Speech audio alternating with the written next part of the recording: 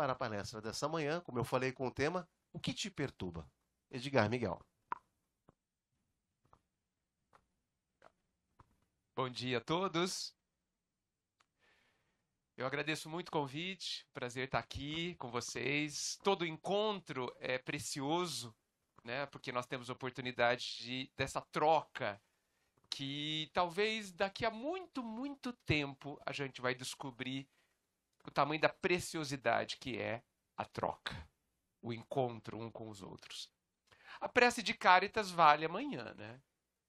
Quase que a gente nem precisa fazer a palestra mais, né?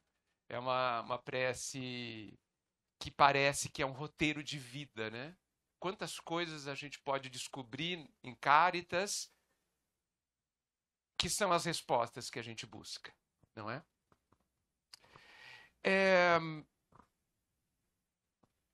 Eu tenho pensado bastante na tristeza.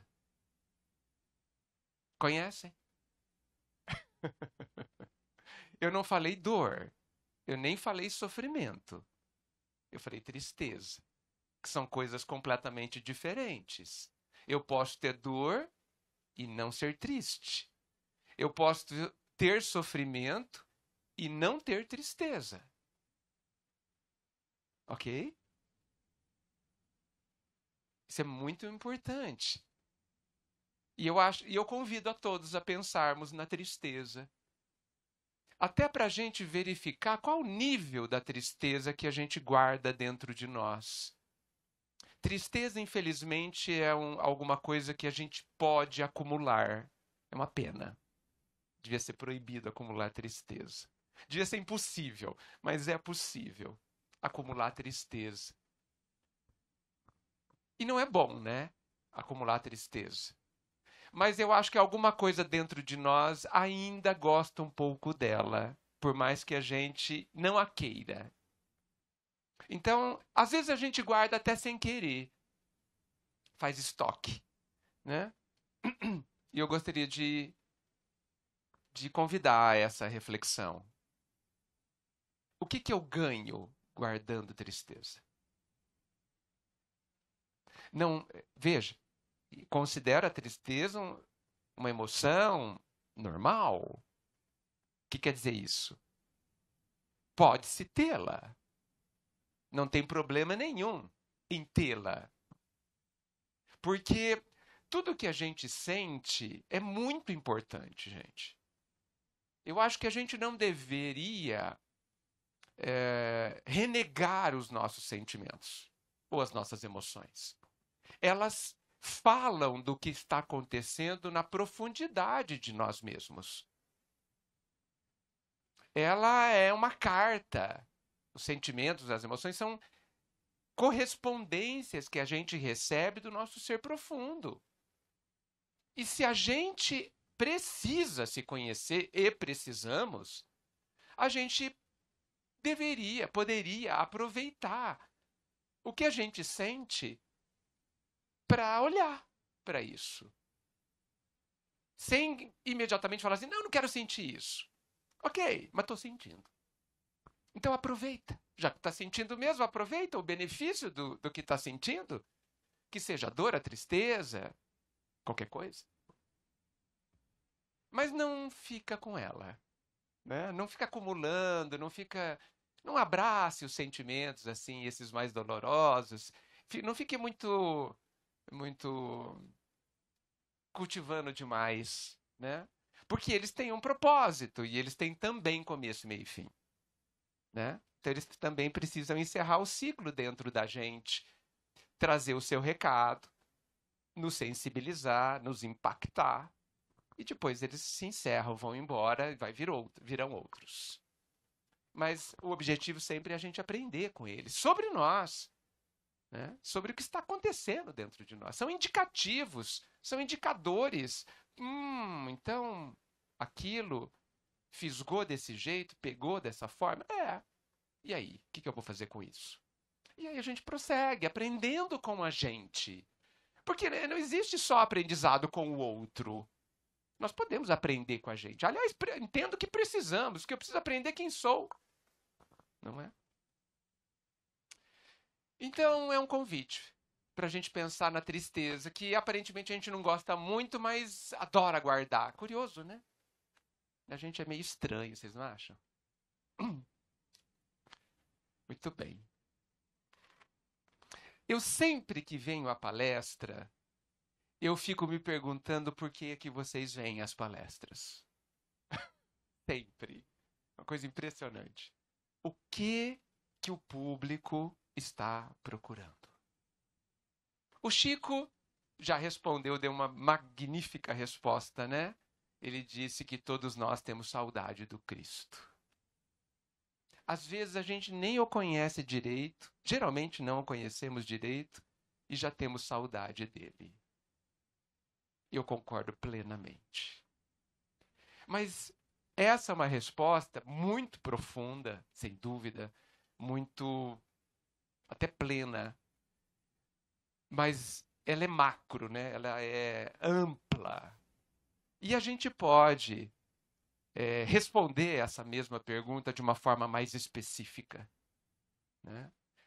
Muitos de nós viemos à palestra por questões específicas, por causa disto, deste assunto, desta questão, desta angústia, desta aflição, né?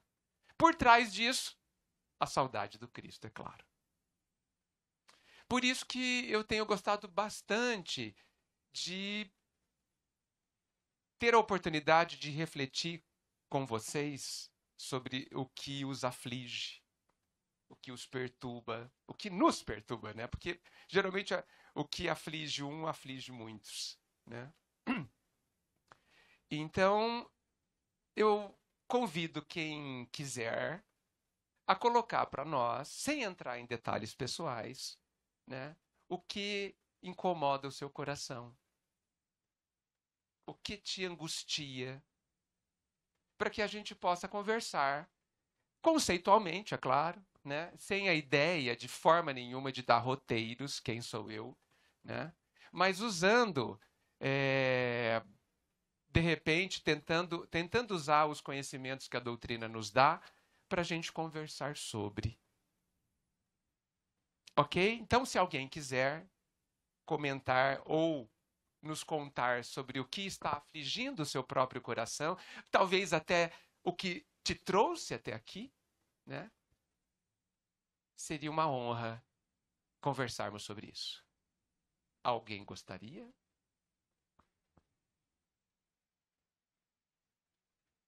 Acho que vai chegar o microfone para a senhora. Obrigado. Bom dia a todos. É incrível que o tema, né, essa tristeza que você falou, eu até comecei a chorar aqui, porque, na verdade, eu tenho uma tristeza profunda, muito, muito grande. Então, esse tema hoje veio muito de encontro com o que eu sinto. É uma tristeza muito grande. E para ficar mais claro, sem entrar nos detalhes, é a falência da minha família. Falimos, principalmente eu, em relação ao meu filho, me sinto bastante falida, né? Hoje é Dia dos Pais e eu fui pai e mãe. E aí ver que eu falhei como pai e como mãe, isso me traz uma tristeza muito profunda. É isso. Obrigada. Uau! Obrigado por ter nos colocado. Tão importante tema e tão apropriado a hoje, né? Tão apropriado. Bem, como eu disse, eu não vou dizer sobre o caso da senhora, certo? Mas eu vou pegar essa questão e tentar fazer considerações para que todos nós possamos aproveitá-la. Talvez a primeira grande questão que a gente precise pensar é se a gente faliu mesmo na nossa função. Porque nós não somos bons julgadores. Não sei se vocês já perceberam. Tanto é que Moisés disse: não façam isso. Vocês não vão saber fazer. Certo? E Moisés, antes do Cristo, disse: não julgueis ninguém. O ninguém é por minha conta, né? Mas está implícito, querendo dizer que não é para julgar o outro e muito menos a você. Mas não julgar não quer dizer não analisar. Analisar é preciso. Sem dúvida, como eu vou conhecer, como eu vou aprender, se eu não analisar, se eu não qualificar, se eu não definir, se eu não colocar nome às coisas para que eu entenda. Isso é necessário. E não fazer isso seria talvez omissão. Então, nós precisamos começar dizendo: fali, errei mesmo, errei tudo. Raramente erramos tudo. Só que nós, no nosso orgulho monumental, a gente só aceita o 100%. E mais, a gente muitas vezes só acha que acertou quando o outro diz que acertamos. Quando o outro gosta da gente, diz que gosta. Certo? Quando o que nós fazemos causa alegrias. E às vezes é preciso fazer coisas que não causam alegrias. Porque o esforço educativo incomoda. As disciplinas que são severas causam dor. E elas são necessárias. Por quê? Porque depois a gente agradece. Não na hora. Na hora a gente esperneia. Como a gente tem esperneado diante do Cristo, diante da vida, diante de Deus, o tempo todo. Mas depois, quando a gente amadurece, a gente fala: ai, que bom que foi daquele jeito. Isso a gente vê na família. Quantas vezes, principalmente os adolescentes, esperneiam, gritam, falam: não te amo, não sei o quê, não sei o quê. E os pais deveriam, ao meu ver, falar assim: a gente conversa quando você tiver 40. Porque antes disso você não está entendendo nada. Está entendendo? Não está. O adolescente não está entendendo nada porque a gente também não entendia nada. E isso não é um defeito deles. É apenas a condição em que eles estão. Depois dos 40 a gente conversa. Porque talvez, isso não é regra, depois a gente consegue compreender. Então esse é uma grande questão. Muitas vezes nós temos que tomar medidas muito difíceis na família. E que não agradam. Mas como saber se está certo? O Evangelho já nos dá a indicação. Pergunte à própria consciência. Ela responde. A única que pode responder. Todo mundo discordou. Tudo bem. E a minha consciência? O que ela diz? Essa é a primeira voz a ser ouvida. A minha consciência diz que está tudo bem. Os outros, então, não importam.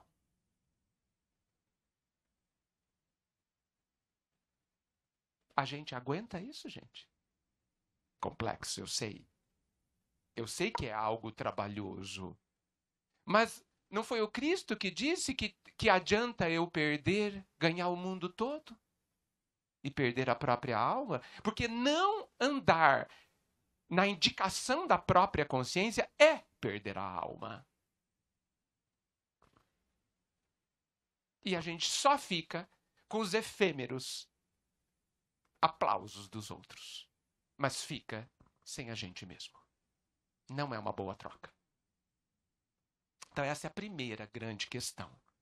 Mas digamos que a gente tenha errado muito. Muito, muito, muito, muito, muito, muito, muito, muito. O que não seria uma surpresa. Seria? Por quê que não seria uma surpresa? Porque somos aprendizes. Aprendizes erram. É um espanto isso, mas eles erram. E, de novo, o que nos machuca demais, e, de novo, eu não estou falando da senhora. Porque eu não a conheço, eu não posso dizer. Estou falando de todos. De novo, muitas, mas muitas das nossas dores têm uma origem terrível que se chama orgulho. Não erramos, não sofremos porque erramos. Muitas vezes. Sofremos porque o nosso orgulho não admite que sejamos imperfeitos. Se fôssemos humildes, diríamos, nem é um espanto eu ter errado, já que eu sou um aprendiz. E não sei. Não sei. Mas o nosso orgulho, que cria dentro de nós e a gente aceita e alimenta uma autoimagem de perfeição, se a gente faz o mínimo erro ou um grande erro, esse orgulho lateja. Inconformado da gente não ser perfeito. E isso é muito bom, porque aí a gente sofre. Porque é consequência de alimentarmos o nosso orgulho, que não é um bom companheiro, mas que a gente tem convivido ao longo desde sempre. E que precisamos desidratá-lo. Precisamos tirar a força que lhe damos, para que diante do erro a gente veja o tamanho da normalidade. Eu não gosto muito desse termo, mas vamos lá. O quanto é comum errarmos. Por quê? Porque somos aprendizes. Eu não estou dizendo para a gente se conformar com o erro, mas estou dizendo para a gente colocá-lo no lugar certo. E a gente coloca num lugar que só, muitas vezes, nos causa sofrimento. E nos tira a imensa oportunidade que o erro nos traz, que é a oportunidade de aprender. Porque ele apenas, e nada mais, está nos dizendo, desse jeito não é bom. Só isso. O erro tem somente esse objetivo, de nos informar em que nível a gente está dentro do conhecimento, dentro da própria evolução. Nada mais que isso. Ele não indica uma inferiorização. Ele indica uma ignorância, que são coisas completamente diferentes. Por isso que tenho condenado firmemente essa ideia absurda que temos de nos auto-inferiorizarmos. Que, inclusive, por trás da inferiorização está a tragédia da comparação, que é outro ponto que nos causa sofrimento por decisão nossa. Mas, sim, é uma constatação de uma ignorância. E está tudo bem. Porque a ignorância não é defeito. A criança de 4 anos que não sabe ler e escrever tem algum defeito por não saber ler e escrever? Não. Então por que eu tenho algum defeito ou vocês têm algum defeito só porque a gente não sabe perdoar e amar? Aonde está o defeito? O defeito está ou estaria se eu não quisesse aprender. Esse é um defeito grave. Mas se eu quero aprender e estou me esforçando para, e ainda não consegui, e alerta, vai demorar bastante tempo para conseguir, de fato, não há problema nenhum. Porque estamos no caminho. Porque é assim o processo. Mas nós queremos entrar no primeiro dia do pré-primário e no outro dia sair formado da faculdade. Puro orgulho. Pronto. É por isso que sofremos. Opção. Opção. Forma de pensar que escolhemos, alimentamos e mantemos. Por isso que a gente vê de forma muito clara, por exemplo, em André Luiz, quando em alguns momentos ele começa a lamentar, ou outros começam a lamentar, o pessoal fala assim, tá bom, vamos em frente. Já chorou? Já. Vamos em frente? Ou vai ficar aí parado chorando? Algumas das nossas lamentações mudam os fatos? Nenhuma. Por isso que é importante, chore, mas não por muito tempo. Sinta, é importante que a gente não negue o nosso sentimento, porque senão seria uma fuga, seria inclusive um desrespeito consigo mesmo. Choremos, mas não muito. Porque para tudo tem quantidade. Menos para o amor, que pode ser infinito. Tudo bem? Choremos. Tá, e agora? Vamos em frente. Isso não sou eu quem diz. Jesus disse isso. Só que a gente ainda precisa prestar atenção no que Jesus diz. E esse é um bom exemplo. Jesus, diante do pecador, que somos todos nós, pecador aí significando aquele que ignora, significando aquele que não sabe, só isso. E não alguém desvalorizado, como está na nossa cabeça normalmente. Ele disse o quê? Vai e não peques mais, não é? Só que a gente, por conta da forma como a gente pensa, dos nossos vieses, a gente fica muito de olho nessa frase, não peques mais. Né? Essa parte a gente não esquece, a gente fica na nossa cabeça e quando a gente peca de novo, erra de novo, que a gente vai errar 2 minutos depois, certo? A gente se martiriza, se chicoteia, faz aquele drama. Mas a gente esquece da primeira palavra da frase.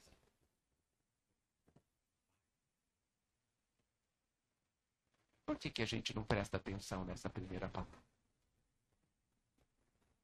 Tão importante que nada do que Jesus disse foi inútil. Não há uma letra nas palavras de Jesus sem razão. Ele é o mestre. Vai. Nos dizendo, não pare. Ah, mas eu vou continuar errando. Vai. Vai querendo acertar. Porque é da lei que quem se esforce consiga. Quem se esforce até conseguir, irá conseguir. Nós temos tempo. Somos imortais. Então vai. Vai na ideia cada vez mais profunda, cada vez mais consciente, cada vez mais real de não querer errar. Até quando? Até nunca mais errar. Quando? Não importa. Não tem a menor importância quando é que nós nunca mais vamos errar no item A ou no item B. Vai. Não haverá desamparo, não haverá ausência de instruções, de apoio de mestre, não haverá falta de capacidade em nós, porque nós somos filhos de Deus e, portanto, plenos de capacidade. Não faltará nada. A vida apenas pede que a gente mergulhe cada vez mais em nós mesmos e aprenda a usar a alavanca infinita da nossa vontade para a gente alterar a nossa forma de pensar e de sentir e se transformar num ser de luz, como é o nosso destino. Então, se nós somos daqueles que erramos muito na vida, eu acho que a gente precisa passar pela avaliação fria, justa, imparcial, e por essa consideração. O que eu devo fazer se eu errei muito? Vai. Segue em frente. Chore um pouquinho só, chore um tanto, uma semana, tá bom? Uma semana, no máximo. E segue em frente.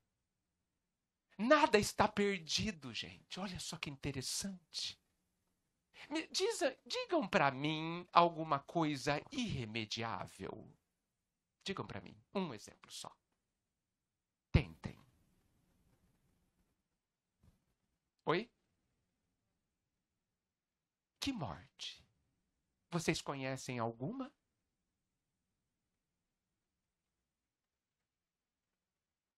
Eu achei que a gente não conhecesse nenhuma morte, nós espíritas em especial. Que morte?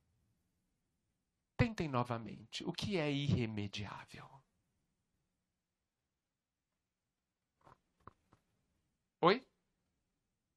Em que sentido? Eu não posso mudá-lo? Não posso mudar o meu pensamento?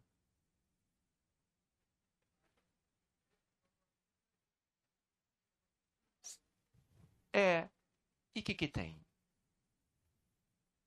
Vocês ouviram o que ele está falando? Ele falou assim, o pensamento talvez seja irremediável. O outro pensa de uma forma a nosso respeito e nós de outra. E eu lhe respondi, o que tem? Eles não têm direito de pensarem o que quiserem? Não tem? Por que a gente dá tanta importância ao que o outro pensa sobre nós e tão pouca importância ao que a gente pensa sobre nós? Hein? Eu não estou dizendo que os outros não são importantes. Eu estou dizendo que os outros não sabem nada de mim, nada de nós.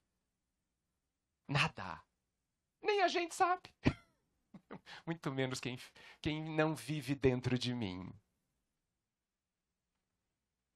Será que a gente, de muitas formas, não fica vivendo?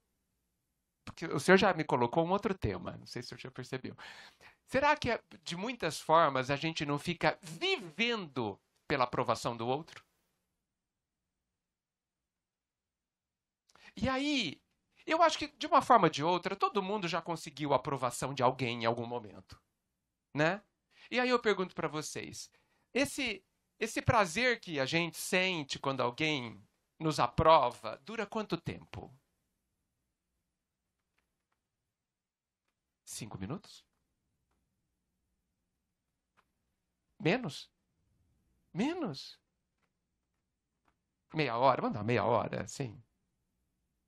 A gente vem de corpo e alma pela aprovação do outro. Por meia hora? Que investimento ruim. A gente rasteja pela aprovação do outro. Por meia hora? Eu acho que tem alguma coisa errada. Mas a gente deveria vender a nossa alma a Deus, é claro, para que a nossa própria consciência nos desse a paz eterna. Este, sim, é um investimento excelente. Tá bom? Mas eu queria finalizar sobre a tristeza. A tristeza, gente, ela tem um perigo bem importante. A tristeza dentro, se a gente depende, as tristezas longas, as tristezas que duram mais que uma semana é por minha conta, tá, gente? Tô dizendo apenas que ela precisa terminar. Então, dou uma semana. Essas tristezas que duram muito tempo, pode ser que ela seja, que lá no miolo dela, no núcleo dela, tenha a revolta. E eu convido vocês a prestarem atenção nisso. É uma forma sofisticada de revolta. É um não quero brincar assim. Analisem se isso é verdadeiro ou não. Nas suas tristezas, cada um tem a sua. Tomemos cuidado, e eu acho que isso faz parte, evidentemente, do processo de autoconhecimento. Se a minha tristeza não é uma revolta surda, sutil e que ninguém pode reprovar, mas que, na verdade, é uma revolta. E uma revolta o que é? Não quero, não aceito o que estou vivendo. E a não aceitação é causa extremamente importante de sofrimento. E isso é tão antigo que o budismo já dizia, lá bem antes do Cristo, que não aceitar é sofrer. E eu concordo plenamente. Claro que nós não estamos falando da aceitação passiva, mas da aceitação que nós, principalmente espíritas, podemos fazer de uma forma muito profunda. Porque nós podemos aceitar porque compreendemos. Porque já somos capazes de compreender. Nós podemos aceitar entendendo. Olha só que fantástico! Que é muito mais leve você aceitar quando compreende. E muito mais exigente quando você aceita sem possibilidade de compreensão.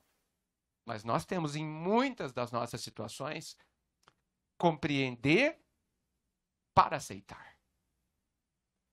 Mas como eu não aceito, eu não quero compreender. E mesmo compreendendo, continuo não aceitando.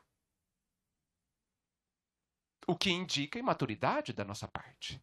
E essa imaturidade causa sofrimento. Tanto é que se a gente analisar, como está lá no Evangelho, causas anteriores das nossas aflições e causas atuais, eu chego a pensar que 80% das nossas dores são todas atuais.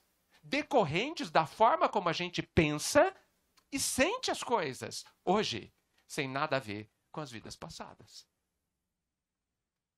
Se a gente só tivesse que resolver as causas do passado, gente, seria tão fácil, eu acho.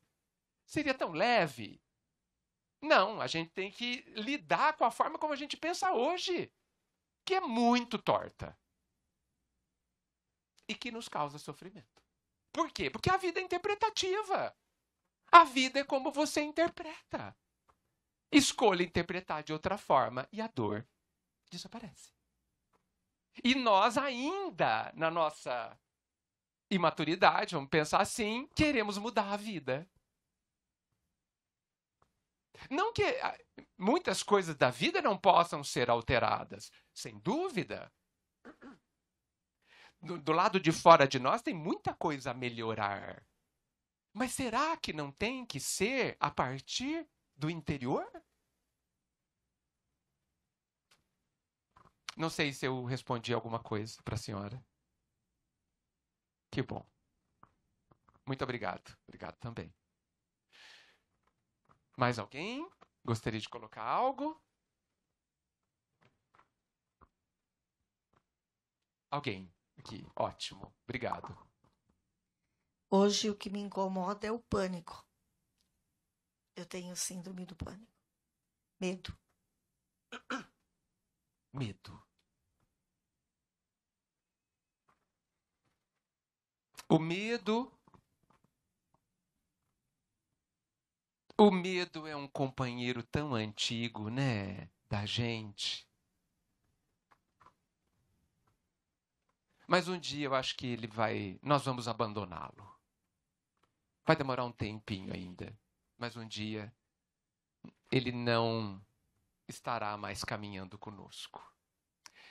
Eu não estou falando do medo saudável, né? Do medo que nos protege, mas estou falando de um medo talvez estrutural. Né? O que é o medo estrutural que inclusive gera muito fortemente a ansiedade? O medo estrutural é um medo, talvez eu possa dizer, um medo de viver. Não é de viver, mas é de...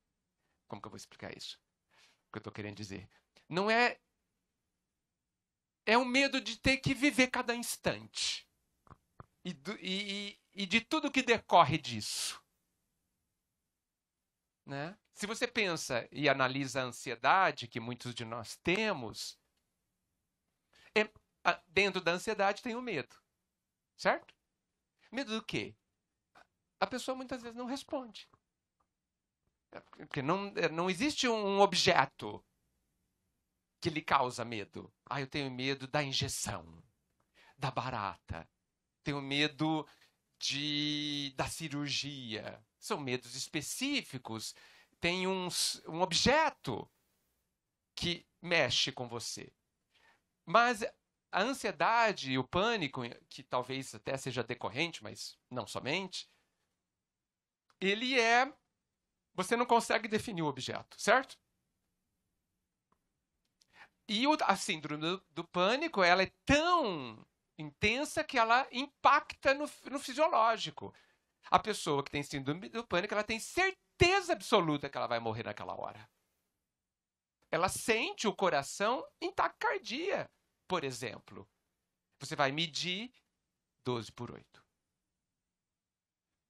Batimento normal, 70, 60 batimentos por minuto. Mas é real? Totalmente. Ela está sentindo isso. Por isso é preciso respeitar. Mas é pânico do quê? Não sei. Por quê? Porque é de tudo. É como se fosse um não dar conta de tudo. Da vida. De viver. Não que a pessoa muitas vezes esteja passando por um grande e grave problema específico.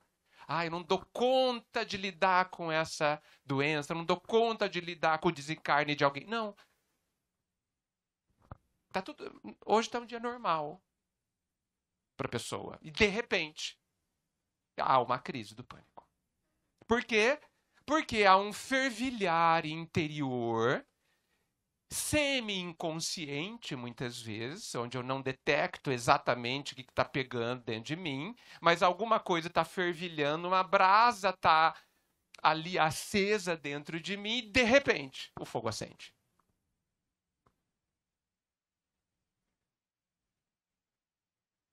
Já ouvi dizer, não sei, já ouvi dizer que pode ser alguma coisa de alta sensibilidade, talvez até mediúnica. Já ouvi dizer, precisa ser bem investigada essa afirmação para checar se tem algum sentido.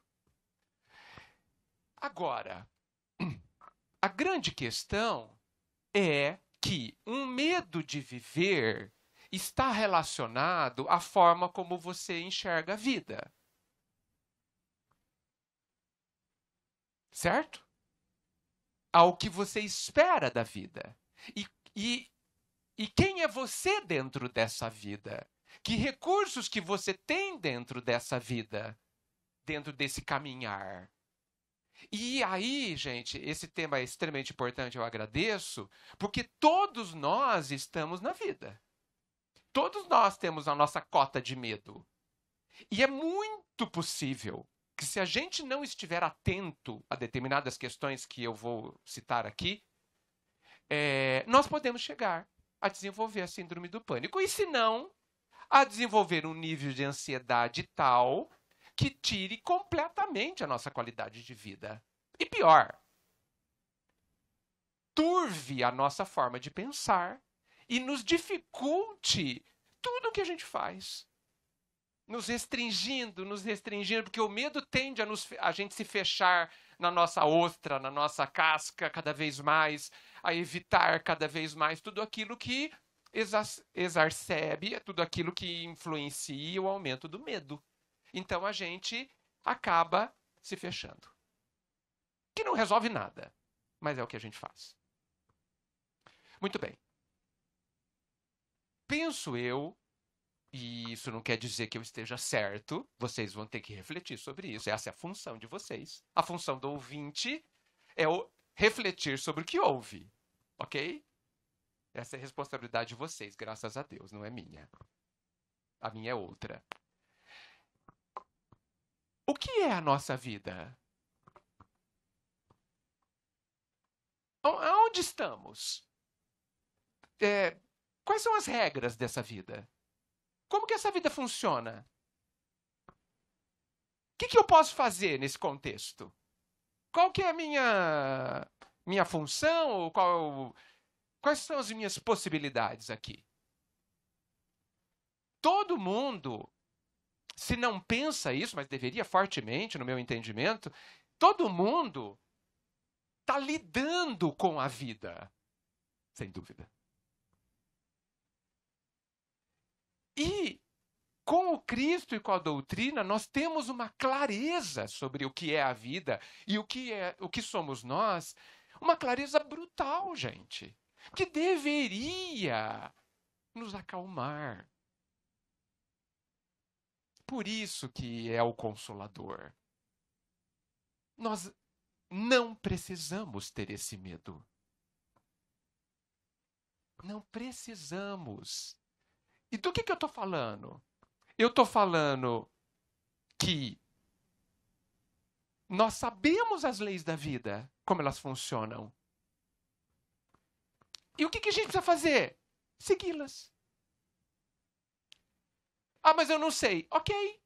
Você está dentro de um processo de aprendizado evolutivo. E você é profundamente amado. Profundamente amparado. Nunca, jamais está sozinho. Então, qual é o nosso contexto, falando em linhas específicas? Nós somos imortais. Eu tenho uma forte impressão que isso não é compreendido pela maioria de nós. Porque a gente não vive essa realidade.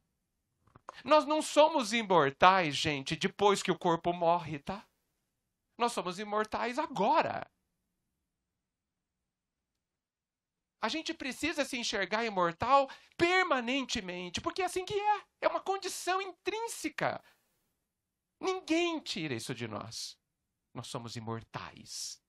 O que significa que nada de grave pode nos acontecer. Nós somos super-heróis, indestrutíveis.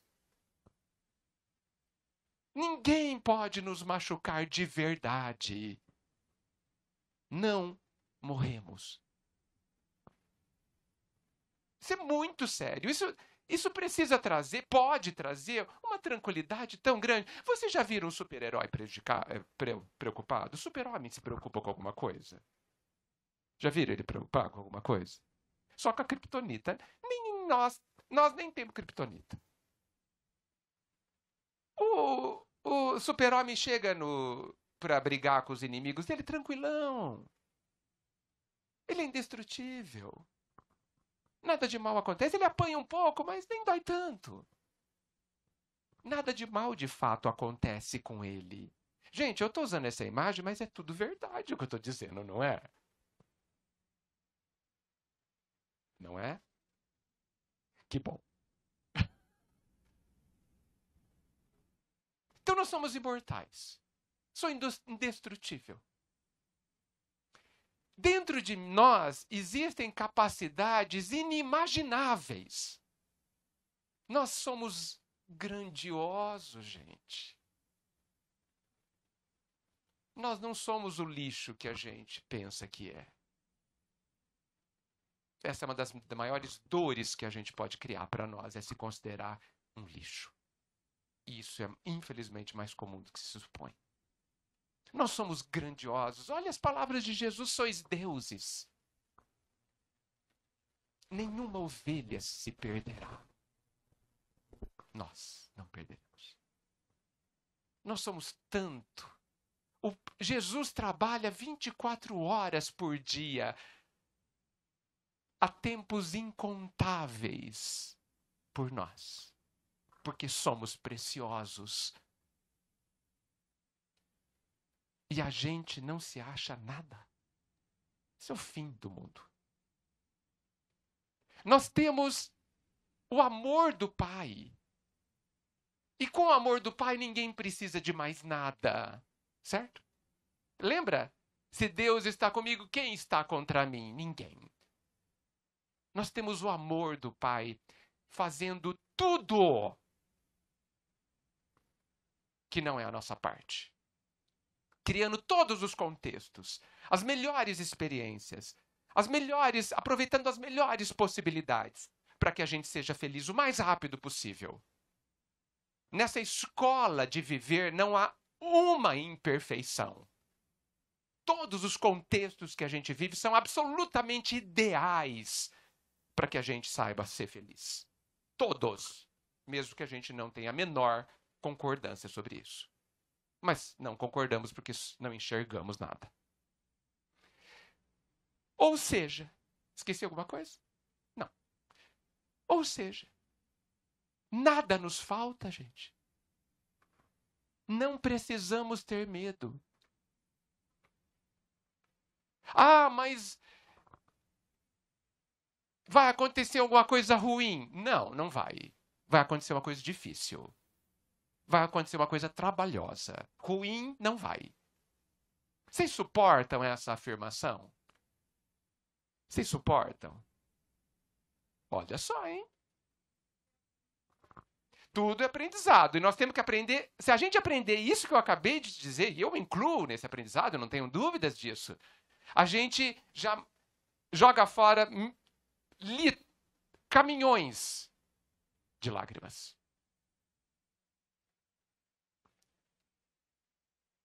Nada de mal vai nos ocorrer. Vocês acreditam mesmo nisso?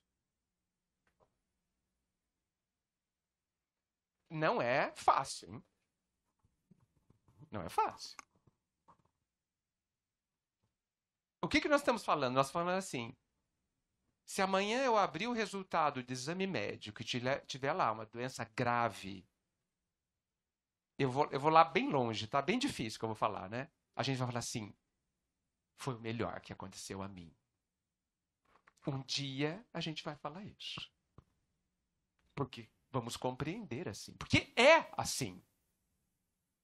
É assim. As nossas doenças existem para que a gente se cure de todos os desequilíbrios que estão dentro de nós.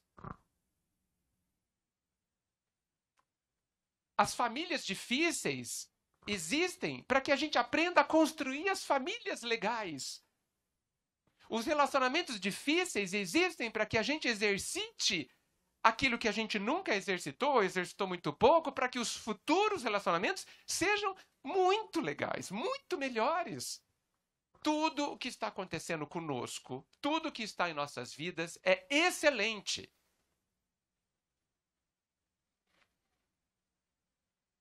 Mesmo que eu não concorde.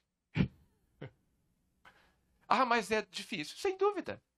Qual a novidade? A coisa que eu mais ouço na palestra, pós-palestra espírita, é de cara, é muito difícil. Ok? Me conte uma novidade. Por que é difícil? Porque eu não sei. Quando vai ficar fácil? Quando eu aprender. É fácil ler e escrever, gente? É, né? Vocês já sabem. Se a gente não... Agora, vou finalizando e passando a palavra.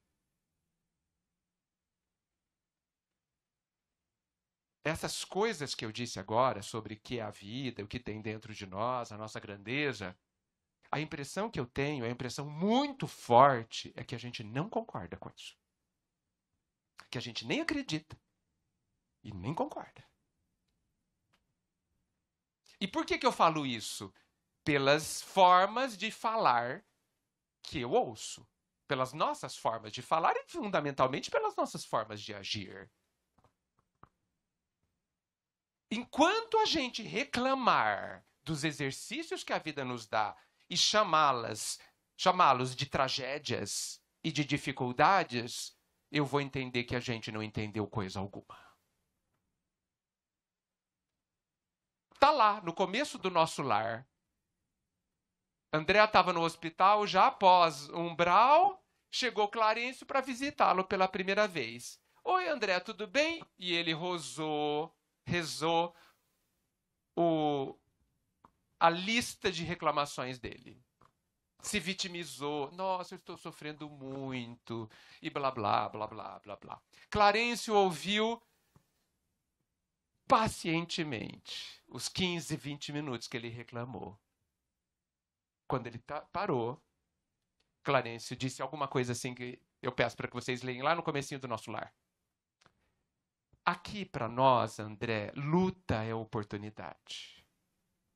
Dor é possibilidade de crescimento e felicidade.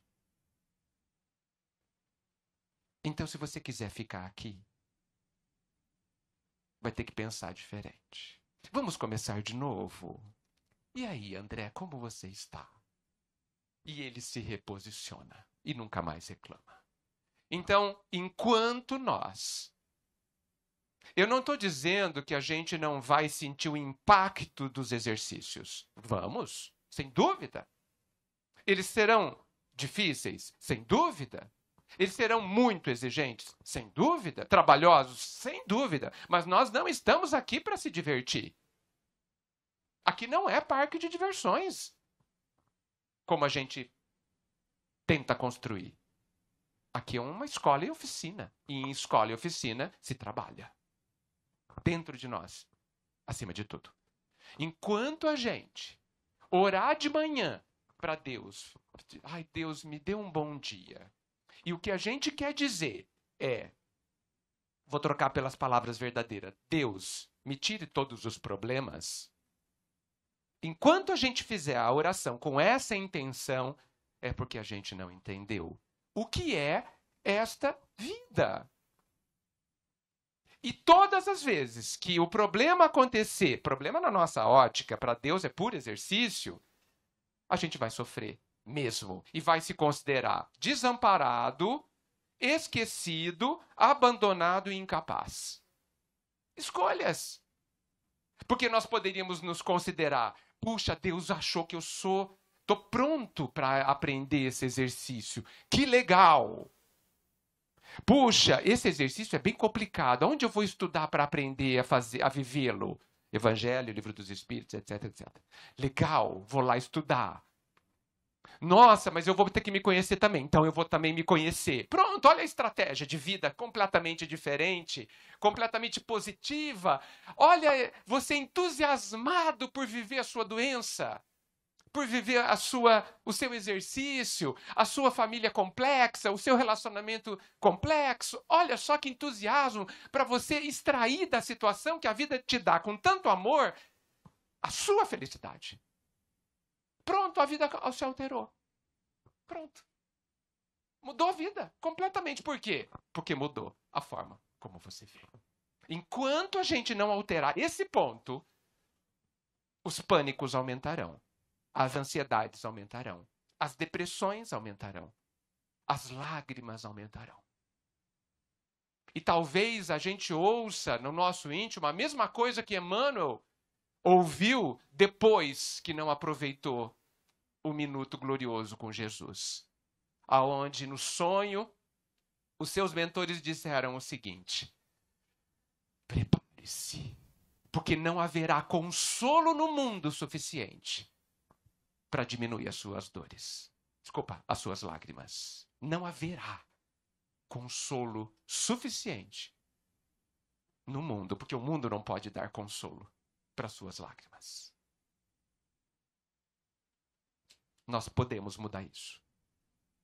Desculpe. Fale. Edgar, você coloca de uma forma tão simples, tão gostosa. É de propósito. Parece super simples, não é? Exato. É de propósito. E encaixa dentro da gente. Porque todo mundo acha impossível, não é? Eu nem sei se talvez precisaria dessa contribuição, mas eu vou me sentir à vontade de falar sobre duas contribuições. A primeira sobre a questão da aprovação. O que eu aprendi? Que quem tinha que me aprovar já me aprovou, que é o Criador. Então eu não preciso não tem necessidade de aprovação de ninguém. Isso eu trouxe para a minha vida. E segundo, com relação a medo. Medo é uma coisa tão antiga, tão real que as pessoas têm, que na Bíblia está escrito 365 vezes a palavra não temas. Cristo nos pede a todo momento, não temas.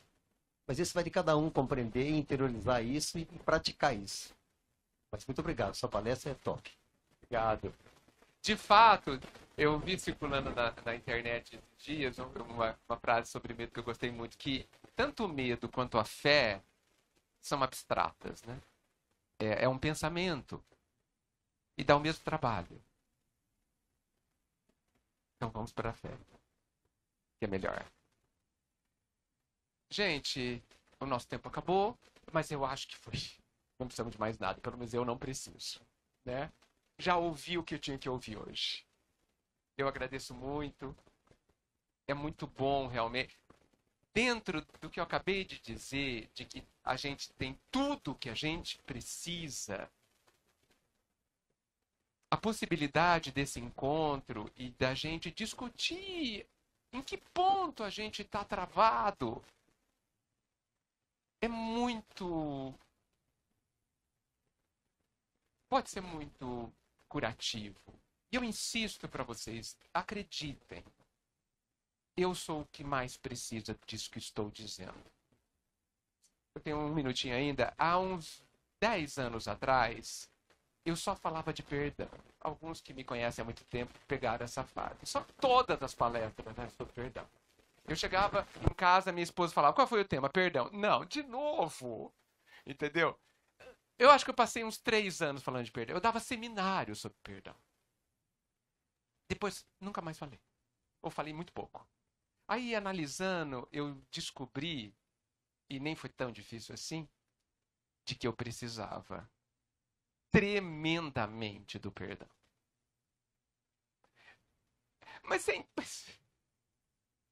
por isso que, se eu der palestra sem ninguém aqui e eu estiver, e eu vou estar, pronto, já vai estar quem precisa estar. Sou eu. Tenho a certeza disso. Então, eu fico muito contente de ver a bondade divina colocando na palavra, nas colocações de vocês o que eu preciso. É muito curioso, né? Alguns temas me emocionam, me tocam, porque são para mim. Então, não se iludam de que o palestrante não tem que fazer nada. Não se iludam, por favor. Né? Nós somos o primeiro. Né? E o fato da gente falar nos aumenta a responsabilidade, já que falou, agora faz. Né? Então fica essa questão.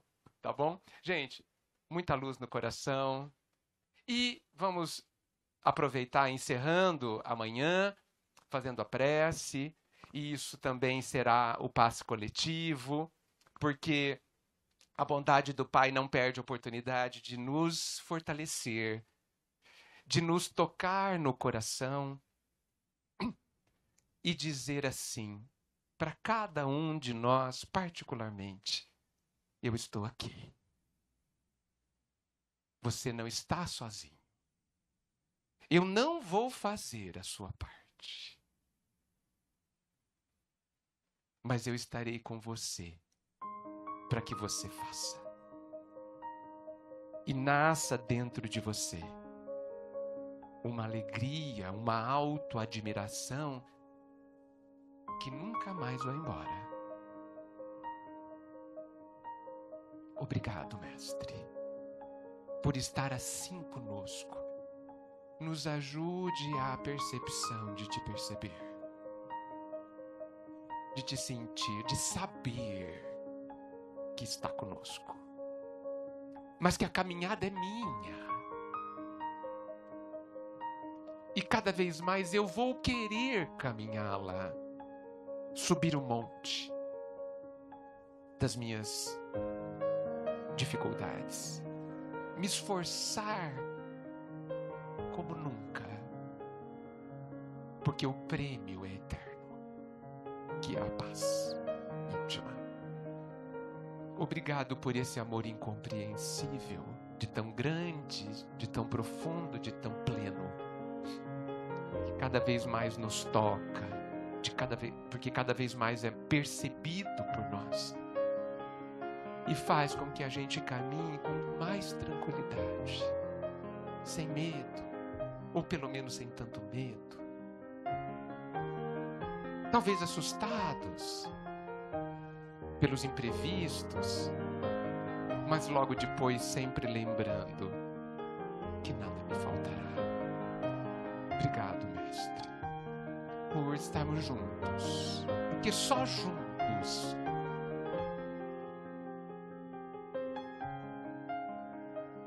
te alcançaremos. Que assim seja.